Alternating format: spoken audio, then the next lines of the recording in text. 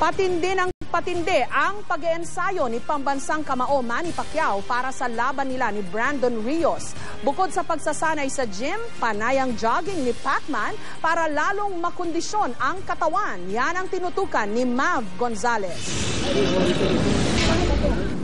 Araw-araw na ang pagtakbo ng pambansang kamao dito sa Gensan. Kasunod ang floor exercises sa Charon Sports Complex. Nasa serious training na tayo. Kailangan natin ng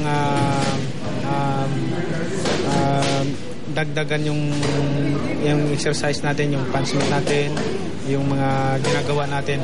So, patindi yung training natin.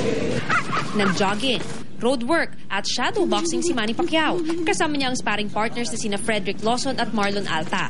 Pilit sinabayan ni Lawson at Harmonito de la Torre ang malakidlat na footwork ni Pacquiao. Si Harmonito ay boksingerong tubong Gensan na napipisil para maging undercard sa bakbakang Pacquiao Rios sa Nobyembre.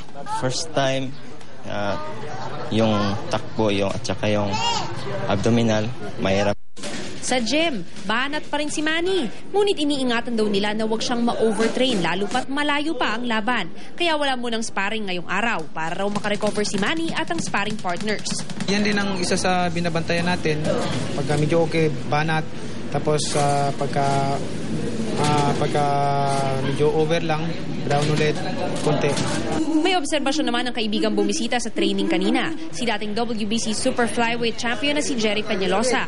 Parang gutom siya, parang nakikita ko yung hungry dahil kahit nawala si Freddy, talagang pinupost niya yung sarili niya na mag-iensayo. So, yun, na-appreciate ko yun at nakikita ko na talagang gusto niyang manalo.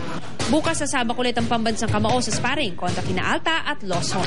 Mula sa General Santos City, Mav Gonzalez, nakatutok, 24 oras.